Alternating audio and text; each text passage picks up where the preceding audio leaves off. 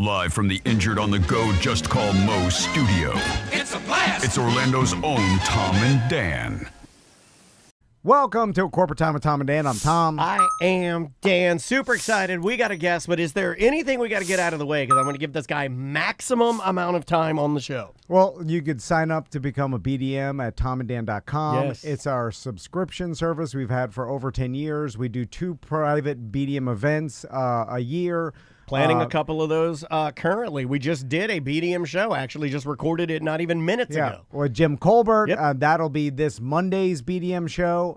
So we do a show only for BDMs every week. Find out what Jim Colbert really thinks about his executive producer, Jack Bradshaw, when you listen to our BDM show. And you could sign up. There's a love meter, so you could choose the bottom cold fish. Why would you start with that? Why? $195. This is what I was telling him about. Like, why would you don't want to plant those seeds. You go, like, there's a love meter, and you could even go as high as $10.95. Oh, yeah, you see that's that? better. Never That's better. say. Yeah. You never plant the seed of the $195. Yeah. I'm like, that's all it's worth. He's in a bad mood. No, Somebody needs I'm some joking. food. Anyway, so subscribe to become a BDM. We are a small business in Orlando, and we survive off subscriptions and advertising, and that's the truth. Yeah, and we have new merch on tomanddan.com. Awesome straw hats made by Hidden Skins and the Danger Brain, and some sun shirts. So that's at tomanddan.com right now. Really good quality straw hat. There you go. On the couch with us right now, he is a listener favorite, and dare I say, a favorite of both you and I.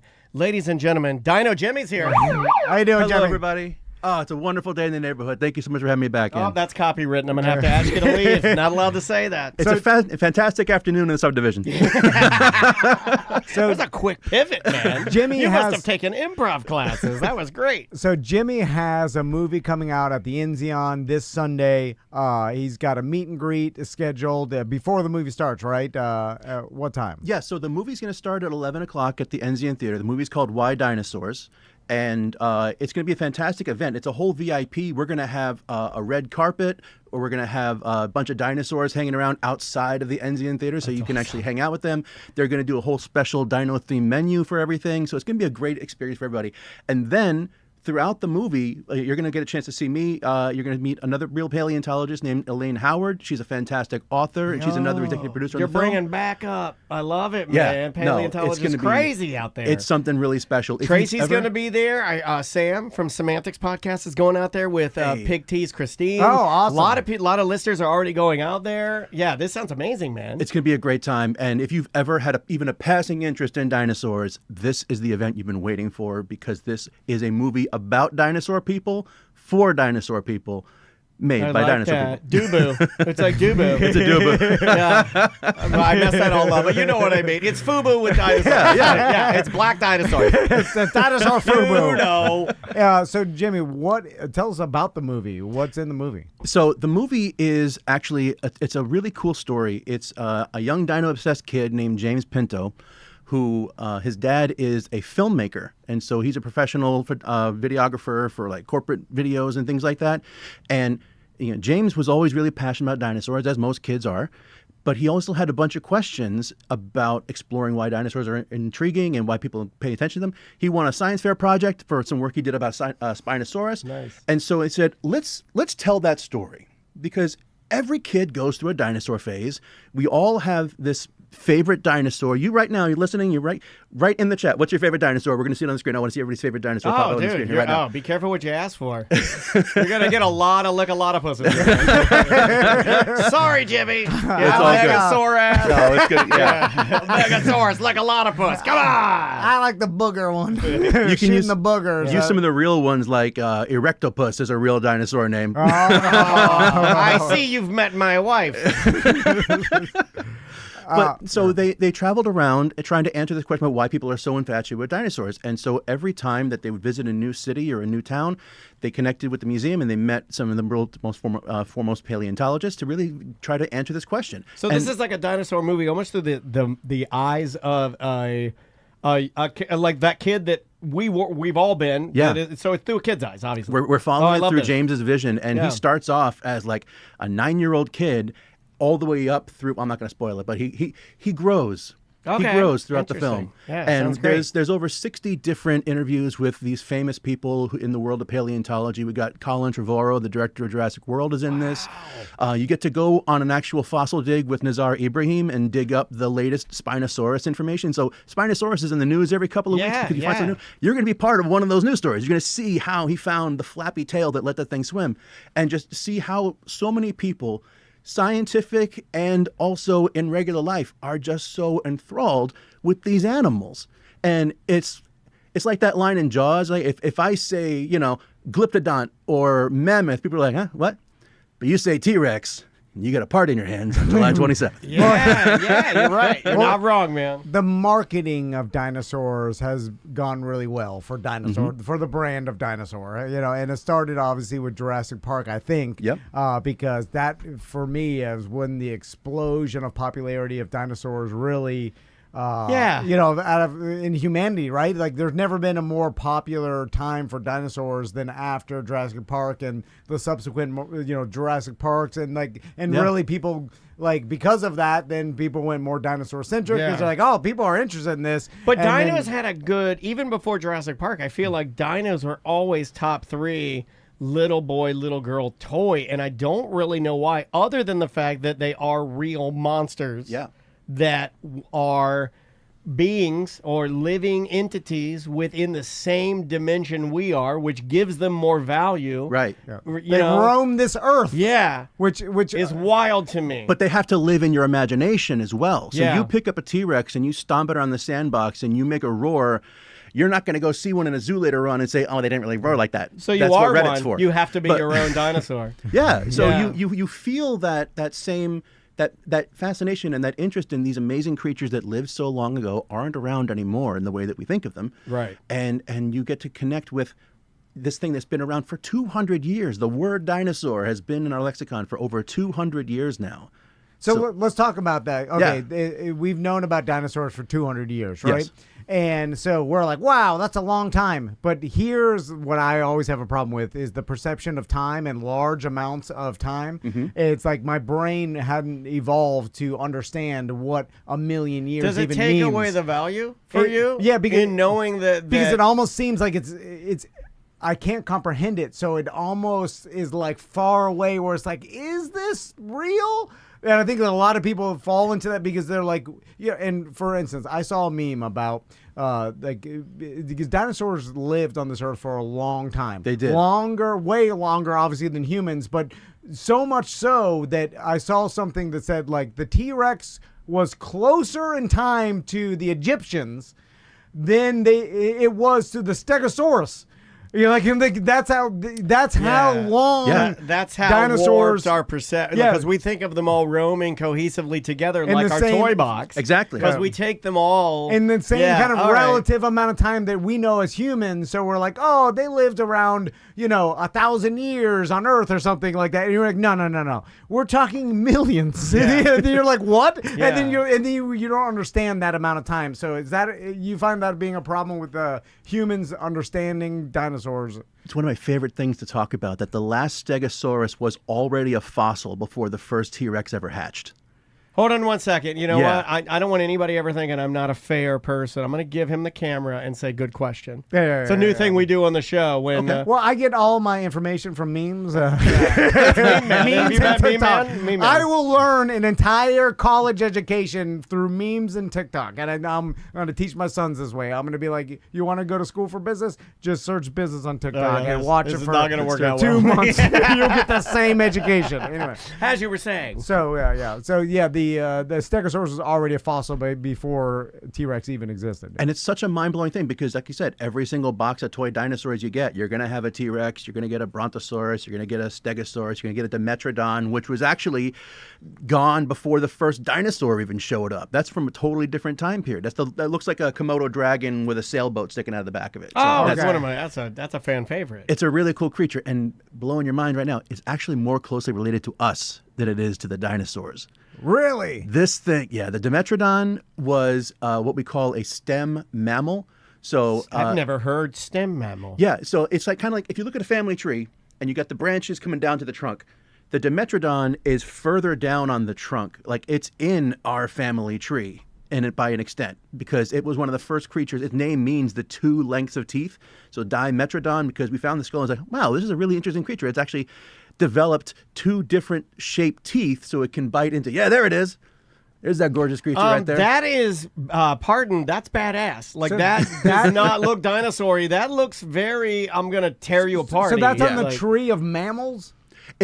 So it would have continued in that line God. had we not had what we call the Great Dying. like that guy right Okay. there? Like that guy? Kinda That's like it. that? Yeah. Is that about the size he would be? Like, that's pretty big, right? They're pretty decent size. So if you're looking like a at buffalo size or something. oh no, not quite that big. So that if you were standing next to one, the top of the sail would be right around like your shoulders. All right, I got you. Okay. And so so like 5 they're foot tall. they're pretty decent Like sized one of creatures. those. It'd be over Daniel's head. It would. It would. You know what it reminds look me? it up at it. Reminds me of one of those. can't get away from it, man. You Those said this. Irish wolf dogs. Yes, there you go. That's a good. I was just like, I have to ignore it at this point because it happens so often. It's so fun to do, though. You understand? Yeah. Don't take it away from well, us. I've never had it. I'm not taking it away from you. I've never had that though. I want that for me. I want that for me. So Jimmy, I know you brought some stuff. I did bring some cool stuff as always. So you know, what? I can't. That big one doesn't even look kind of like. Well, I guess the back part of its head does look like a traditional dinosaur. It does look a little bit familiar, doesn't it? So Yeah, if you can see this right here, and there we go. I'm getting really good at lining these things up in the camera. The horns are very devilly. They are a bit. Yeah. Can you guess what dinosaur this is? Stegosaurus. Not quite, no. But if you take a look at this, so it's got the protective frill in the back, and it's got the 3 horns. It's got 2 over the top of the nose and 1 in the front here.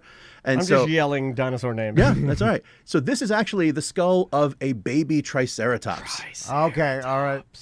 So the Triceratops now is One of the most famous dinosaurs of all time. Is it true, just like a rhinoceros, that small. it didn't use its horns for fighting? It was just like to attract mates. So we're learning more and more about that. That's like me. I don't use continually. my penis for fighting. And no one should. Don't do that. Don't use it for fighting. Just to show dominance. Yeah, just Because to you attract think mates. with the horns they'd be headbutting other dinosaurs, but it wasn't like that, right? So we find their skulls are so thick that we find a lot of Triceratops skulls in reasonably good condition. Oh. We have found the bones of other dinosaurs that have had like the tips of Triceratops horns embedded in them. And we find scratches on the outside where they do actually bump their heads together from time to time. Now, what's kind of changed for our perspective on this, once we found the skull of little baby Lori here. Her name is Lori. Her name is Lori. That's lovely. And we find that her skull, actually, the frill is separated into separate pieces. And kind of like when a newborn baby Was human. it still growing together? Yeah. So they fuse together and their skull changes shape over time.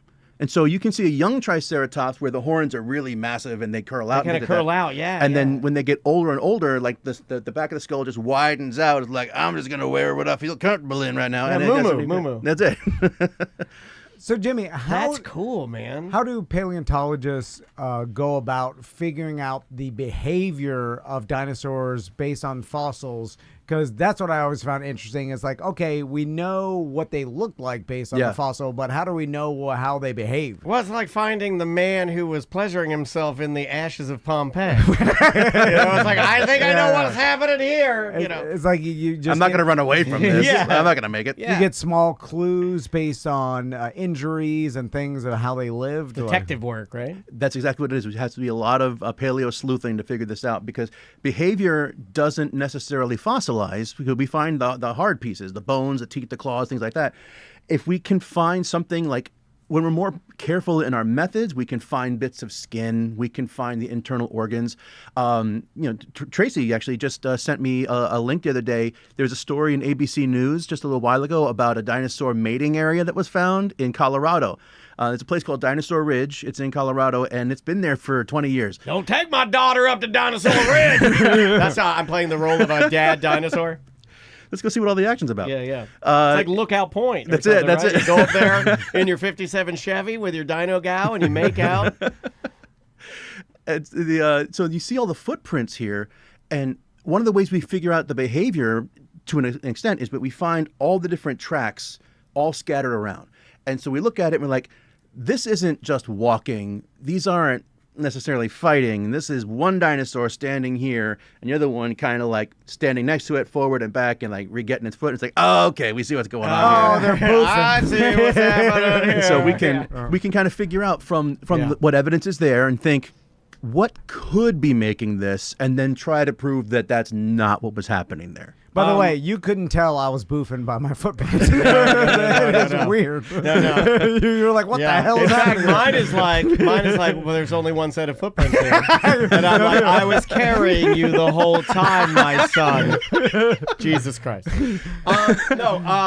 Real quick, the chat room wants to know if you have ever played the video game Ark. Yes, because it has it's all about, like, you are at a Noah's Ark. No, it's a survival game based in the time of the dinosaurs, and they're claiming that they got all the dinosaurs 100% correct. Is that like true? So when the Ark Survival Evolved game first came out years and years ago, I tend to look around to see what kind of good dino games there are out there. So I was actually an early backer on that game when they were on the Kickstarter portion. And, they did a pretty cool job of making dinosaurs that were, cool looking and impressive looking, but not necessarily aligned to the scientific stuff. So like their Triceratops has a bunch of extra horns jutting out where it doesn't need them. Their T-Rex has way too many teeth, and the things are not scaled right.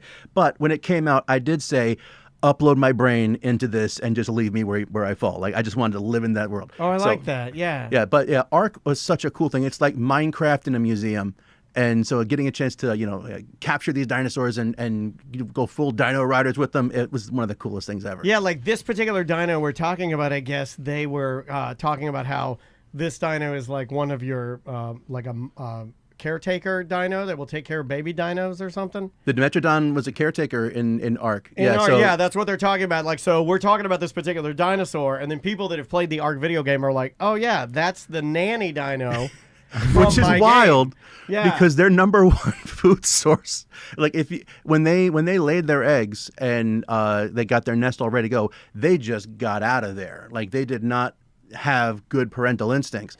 And the Walking with Beasts was a documentary, like in the vein of Walking with Dinosaurs. Okay, they had Dimetrodon in a family in that one, and it's like, well, the babies have hatched now, and mother's coming back. But that's not good, because she doesn't recognize them anymore, and now they're on the menu. So they had to run. So they would just rip them all apart. Oh, my God. Well, imagine you. Oh, yeah. My God. Well, I imagine dinosaurs, or since they are, like early birds, like birds will throw their own babies out of the nest if they find a runt or one that's not going to survive. Or yeah. It's like, you tell me this a lot to bully me. And, yeah. So it's like, wild animals, they're hard living. Like, they don't, like, they're whole. See first word, right? Why? I mean, like, that's what they do. We put our human emotions on it. Like, how could you throw your own baby out of the nest? You're like, these animals just want to survive and make sure their babies survive. And if this is going to make 2 out of the 3 babies survive, they're throwing the third runt out. I also think that sometimes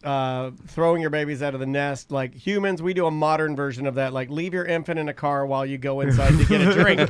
It's just a different style. In that same vein, but the Dimetrodon's looking at it like the rotisserie chickens at Publix. It's like, 10 more minutes. Yeah. So what other stuff did you bring in, Jimmy? So we kind of talked about how the importance of Jurassic Park influencing people's enthusiasm for. You've seen the new one, right? I have seen the new one. I enjoyed it. A lot of water dinos, right?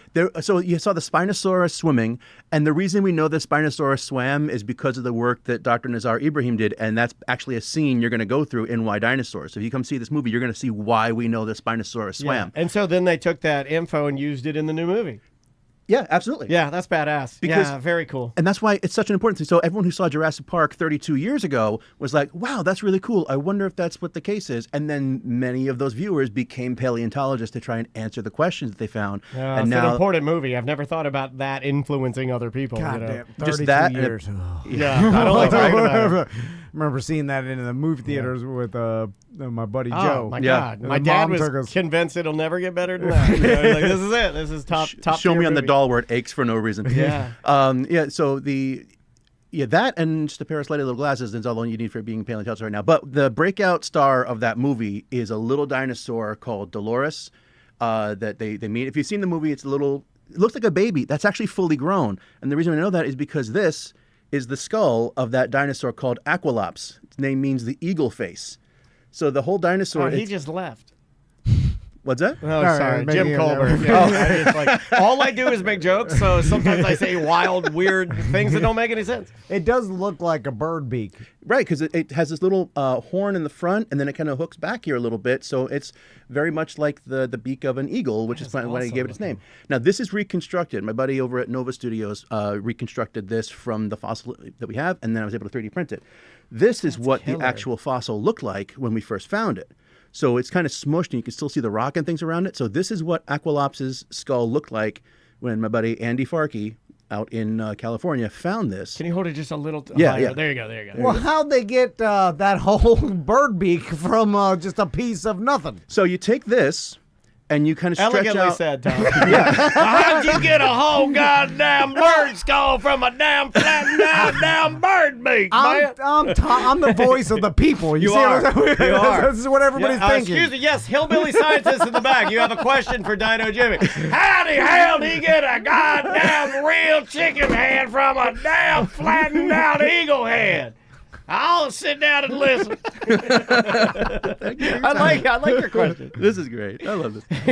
So the cool thing is that, dinosaurs, like most vertebrates, have what we call bilateral symmetry. Everything you got on the right, you got on the left as well. So when we find just the left half of the animal, we can kind of make the conjecture that, okay, it's going to look like this on the other side. So we have this same shape and size, and that allows us to stretch this all out and kind of make everything work. That little divot by the nostril underneath, you can see it. That's how you match it up. So if you look at the nostril hole and then go backwards to kind of the left, you'll see that's how it starts. And then you'll see kind of where the rest of the fossil would have been. Yes. And then we take what we have and we compare it to other stuff that we already know. And so that's why I brought this in, because Aqualops is actually an early ancestor of Triceratops. So this tiny little parrot-sized dinosaur with a face and a head the size of a lemon would actually have in its family tree a creature that grows 30 feet long and 18 feet tall and is just an absolute monster. Wow. Over millions of years? Yes. We're talking a huge, long timeline. That's why I think it's hard to be like, what? How is that possible? You're like, no, it's so many years that we can't even comprehend how long. Well, let me ask that you is. this. Have we done a disservice to kids and their addiction to dinosaurs by not accurately sourcing the dates of these dinosaurs? Because if we got in front of it, or does that clog it all up and monkey it up and make it too technical, and then kids are like, I just want the cool monsters? I like to look at it as you break it down by age group. So I work with all ages from kindergarten through adults and everything in between, and just bring my fossils and my replicas out to communities that want to learn more about them as a mobile museum. Yeah. You always want to meet your learners at their level of curiosity.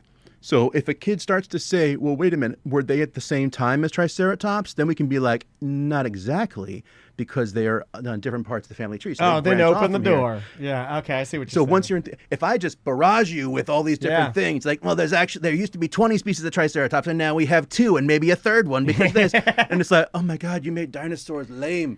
But now, like, if you show someone something really exciting and really engaging and let them touch it and connect with that prehistoric animal, and it opens up new questions, you got to be ready to answer those questions. And if you don't know the answer, you'd be ready to help them find the answer themselves.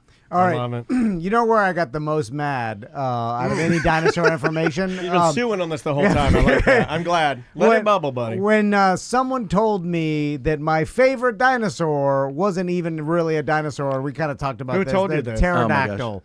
I do love a pterodactyl. In fact, I think you and I both agreed. Maybe one of the times you were in here, I think we all have a special place. Now, let's give some context here. It was a hero in almost every cartoon at the time in the 80s. You know, it was pterodactyl crazy in the 80s. You didn't experience this. I did. No, that was my time too. Well, but That's me, why I love like, pterodactyls. 76, I'm a kid in the 80s. yeah. So, he was pterodactyl nutty. But also Terry Pterodactyl from Pee-wee. Right. Very important. Yeah. He was, and nothing's hotter than Pee-wee right now. So what's going on with pterodactyls? So the pterodactyls are one of those things where the science eventually just kind of gave in and said, okay, fine, we can have fun with this. So the pterodactyl, the name as we think of it, is not actually a thing. Oh, Jimmy, There's you're a- hurting. there's- no, it's okay. But it's okay. But the science makes you. I The told you science came not back to you. do it. My I'm sorry. favorite dinosaur wasn't even a thing. So That's like the most hurtful thing. That's like arguing with your wife and saying, you are fat. I never loved you. who told you to buy the dress? You loved me a little bit at some point. Yeah. Never. Come on. You loved me. No. I loved you, but I'm not in love with you. Okay. Sorry, no, this is getting too real. I don't even care. You just laid it.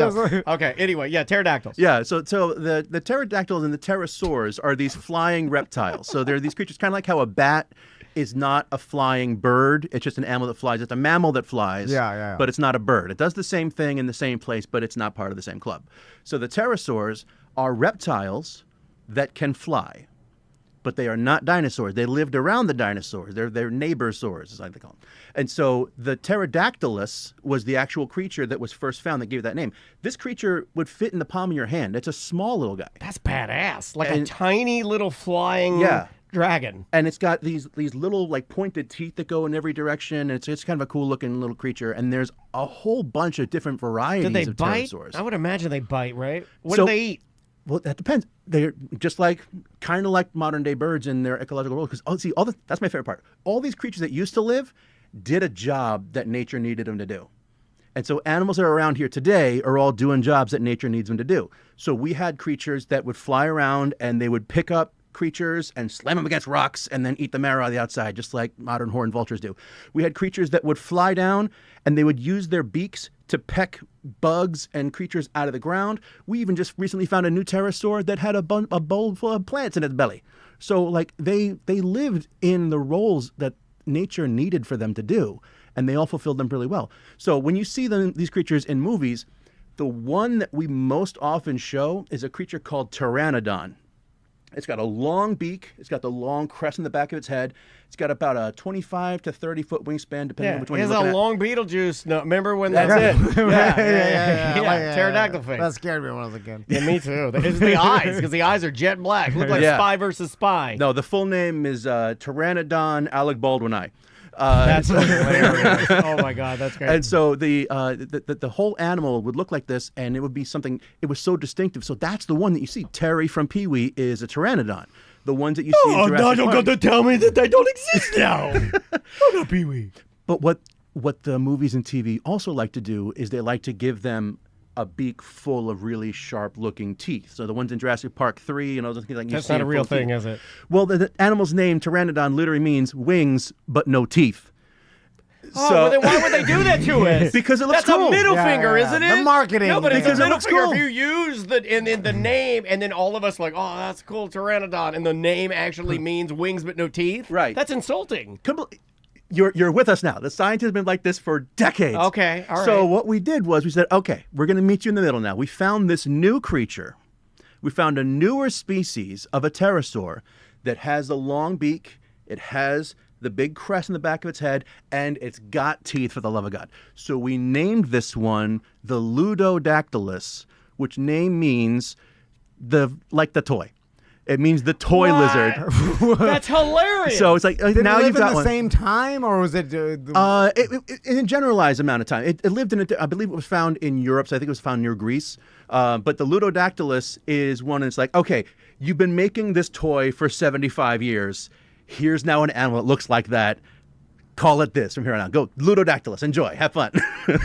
I like that it was a middle finger name and then one middle finger back at you. Yeah. I like that too. It's Took the middle finger and put a ring on it. Here's your stupid toy. We found it. We finally found your toy, you idiots. right, That's funny, man. Again, it's at the Enzion this Sunday. Great venue. If you've never been, that's a fun little It's a theater here beautiful in place. town. They've always that's as Orlando as it comes. Bring the your whole Enzion. family out. Yeah. Meet Dino Jimmy. Head there before. Never the movie boring. starts. Yeah, Inzion's got a great bar outside They too. do. It's like eating bar there. make a whole Sunday out of it. Watch Why Canopy of Dinosaurs. trees over there in this beautiful old Florida Yeah, area. yeah. If you like old Florida, go there, celebrate Jimmy and dinos and the Enzion, and Yeah, just yeah. have a good time. Watch this movie, learn something about dinosaurs. It'll be a great And family for event. everybody, right? For everybody, for absolutely. everybody. Yeah, It's a documentary first, but it's a great story as well, and there's something for everyone. There's full animated sequences that take you on this adventure. You're going to learn the origin of the word dinosaur, and Enzion has done such a wonderful job of making this so welcoming that when you go to that beautiful glade with like the overhanging oaks and things like that, Yeah. there's going to be a live raptor in there waiting for you too. So you Oh, gotta that's check that awesome. Yeah. Well, it's a perfect environment old for the Florida. event Yeah. because it does look. I mean, if there was ever a place that to me looks like dinosaurs would be stomping around, it's like when we go camping in the Peace River. Yeah. I'll get high enough sometimes. I'll look around. I'll be like, "This is where the dinosaurs were," you know, because it just looks all cool and. it will be Sunday. That's awesome, man. Well done. Well, I hope you have a great event, man. Thanks so much for coming by, Jimmy. And, Thank you again for having me, as And if always. people want to follow you on social, what's your social media? So follow me on Instagram at Dinosaur Podcast. You can see the adventures of what we're doing here. You'll see a lot of more photos of the setup we're going to have for this and see how we can come out to your community center, your library, things like that. And we're actually working on building a physical museum here coming up soon. So more on that as it develops. But right now, That's awesome. we're in the part right now where the city hasn't told me no yet. So That's something. That's something. I don't know if you I'd call know it an absolute this. win. I don't know if you know this, but when it comes to city education and museums, history centers, libraries, Yeah, science centers, the buck stops with Tom and Dan. yeah. We're the movers and, And the shakers shakers. Yeah, when yes, it sir. comes art to and science art and science. history. When you think art, science, and history of Orlando, the buck stops with T and D. Yeah. And I'll die on that hill like pterodactyl. in my eyes, BDM stands for Build That Museum. Yeah. Hey, you're good. You did take improv classes. This guy's got the goods. All right, we'll take a quick break. We'll be right back with more Corporate Time.